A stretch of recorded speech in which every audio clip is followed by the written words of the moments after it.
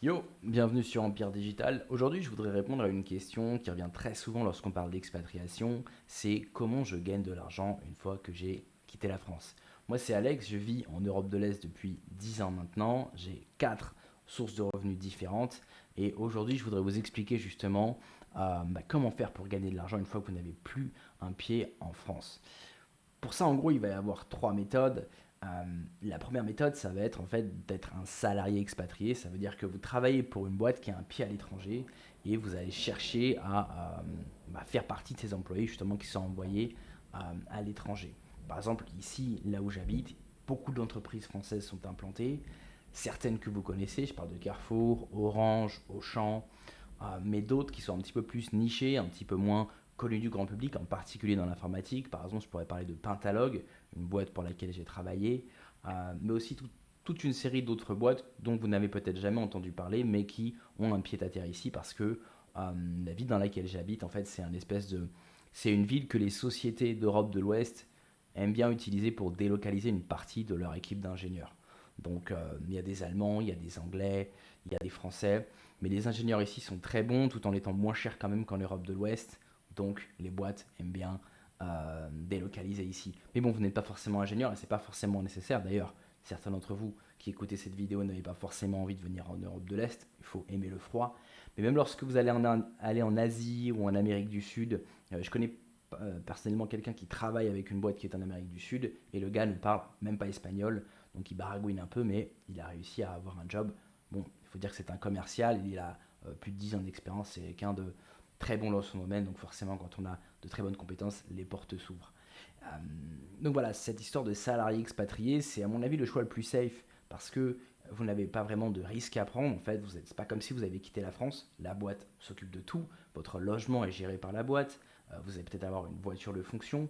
La ville dans laquelle vous débarquez, en général, si vous êtes expatrié par des boîtes françaises, ça va être des villes un peu business, avec des coworking, avec sans doute d'autres Français qui sont déjà expatriés là, ou en tout cas des gens qui parlent anglais. Et on va dire que le terrain a déjà été débroussaillé par votre entreprise. Si vous avez la moindre question, il vous suffit de les appeler et ils vous diront tu peux aller ici, tu peux aller là-bas, tu peux appeler un tel, tu peux appeler un tel. Si la boîte vous expatrie dans cette ville, c'est que elle sait ce qu'elle fait grosso modo.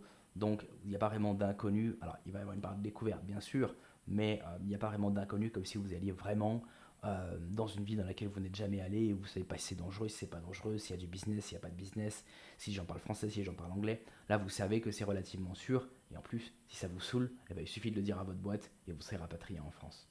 Donc ça c'est la première option, c'est une option que personnellement je n'ai pas suivie, je n'ai jamais été salarié expatrié, mais il y a pas mal de gens qui, on va dire, commencent leur démarche d'expatriation comme ça. Donc je pense qu'il convenait de le mentionner. Les inconvénients, c'est que du coup, pas toutes les boîtes en fait vont vous donner cette opportunité. Il faut déjà être dans une boîte qui a un pied à l'étranger, une boîte qui expatrie des employés français à l'étranger, ce qui n'est pas la même chose qu'une boîte qui est en France mais qui a des succursales à l'étranger, mais où il n'y a pas forcément de pont. Hein. Il faut que la boîte accepte que ce soit vous, le gars qu'elle va expatrier. Ce que vous pouvez faire si vous n'êtes pas dans une boîte comme ça, c'est regarder au niveau de vos compétences. Est-ce que vos compétences vous permettent d'aller travailler dans une boîte qui aurait plutôt ce profil-là, voire directement postuler à des offres d'emploi pour expatrier, pourquoi pas. Voilà, ça c'est la première option. Bon, c'est sympa, c'est bien pour commencer, c'est pas risqué, mais bon, vous restez salarié et vous restez à la merci de votre boîte. En général, si vous êtes sur cette chaîne, c'est que vous cherchez une certaine liberté financière.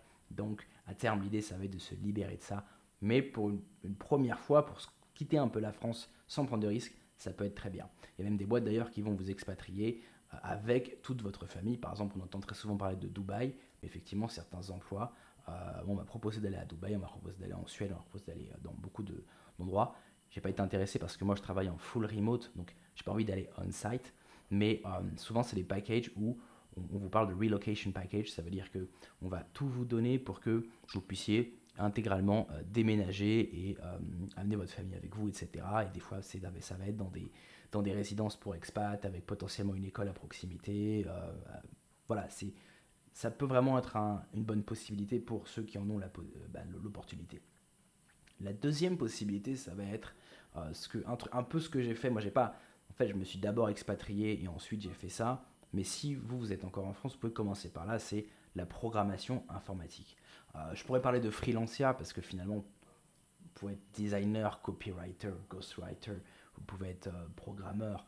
Finalement, vous travaillez depuis un laptop. Mais la raison pour laquelle j'insiste sur la programmation, parce que c'est un parcours que j'ai suivi et il y a de la demande, il y a de l'emploi. Donc, je peux carrément vous dire, ouais, si vous hésitez à faire une université en ligne pour vous reconvertir dans la programmation informatique, foncez. Petite note d'ailleurs à ce propos, si vous allez sur internet, vous cherchez des universités en ligne, bon en France en gros vous allez presque toujours tomber sur Open Classroom et quelques autres, et vous cherchez les témoignages, vous risquez de tomber souvent sur Google sur des sites comme jeuxvideo.com, des sites comme hardware.fr, et très souvent 95% des commentaires vont être négatifs. Méfiez-vous de ces commentaires négatifs. J'ai pas le temps d'expliquer pourquoi en fait il y a un tel décalage en ce qu'on va lire sur internet et la réalité du marché. C'est-à-dire que d'un côté sur internet on va vous dire que c'est de la merde, ça sert à rien, ce sont des diplômes qui n'ont aucune valeur. Là-haut sur le marché, en réalité vous allez pouvoir vous reconvertir, changer d'emploi et obtenir bien souvent un salaire et des conditions de travail bien meilleures à ce que vous aviez avant. Ça a été mon parcours. Donc je pourrais vous expliquer en long, en large et en travers pourquoi il y a ce décalage, mais ça prendrait trop de temps. Donc je me contenterai de vous dire, faites très attention à tous les commentaires négatifs. Demandez-vous tout simplement si vous aviez trimé 5 ans pour obtenir quelque chose, vous aimeriez qu'on vous dise que quelqu'un d'autre peut obtenir quelque chose de très similaire en 6 mois à 1 an. Est-ce que ça vous ferait du bien? Sans doute, ça vous énerverait. Et là, vous avez déjà un début de réponse. Mais la réalité, c'est que ça marche. Moi, j'ai fait Open Classroom et ça a vraiment débloqué énormément d'opportunités pour moi à l'international. Alors que Open Classroom, à la base, ça reste quelque chose de français.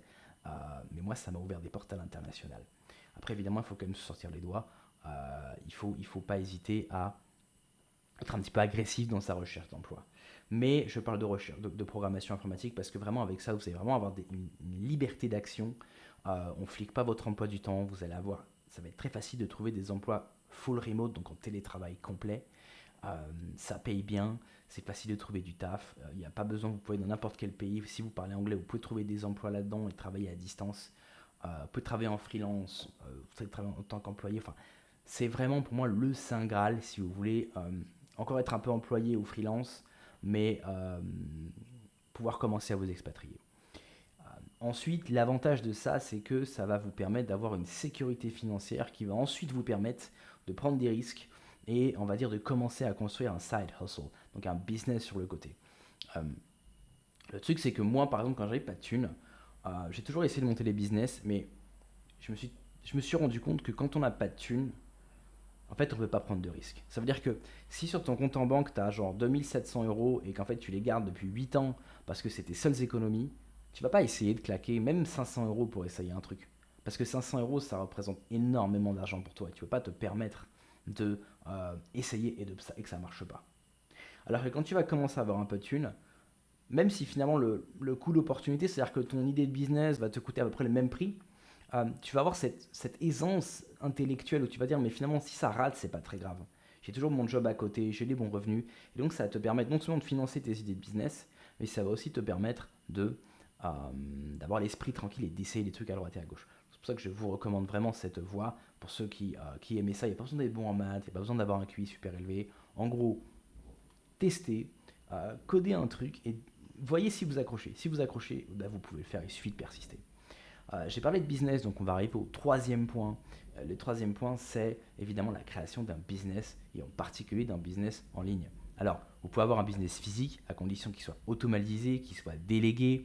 On pourrait imaginer quelqu'un, par exemple, qui est, je ne sais pas moi, un salon de coiffure, dans lequel il y a un manager qui s'occupe de tout, et vous avez presque rien à faire. En gros, si votre business est suffisamment délégué et automatisé pour que vous puissiez vous permettre d'aller à l'étranger 6 mois sans être dérangé, ça peut être le bon plan. En général, c'est pas trop comme ça. C'est pour ça que ce que je vais recommander, c'est la création d'un business en ligne. Alors, créer un business en ligne, il y a 1000 façons de créer un business en ligne, mais en fait, tous les business en ligne euh, utilisent la même méthodologie. En fait, il y a deux grands axes pour n'importe quel business en ligne. Le premier axe, ça va être acquérir du trafic. Le deuxième axe, ça va être monétiser le trafic. L'acquisition de trafic peut se faire via les réseaux sociaux, via les publicités, via le SEO. Certains ensuite vont créer des newsletters, des groupes WhatsApp, des groupes Telegram, des groupes Facebook. Enfin, il y a vraiment plein de façons d'acquérir et de conserver un trafic. D'accord. Et ensuite, il y a d'autres moyens encore de le monétiser. Ça va être e-commerce, dropshipping, affiliation, vente d'infoproduits, coaching. Mais voilà, l'idée c'est euh, attraper une audience et ensuite monétiser cette audience. Moi, le business en ligne dont je vais vous parler le plus souvent sur cette chaîne, ça va être la création de sites de niche. C'est-à-dire qu'en gros, on va acquérir du trafic avec du SEO et on va faire de l'argent avec de l'affiliation.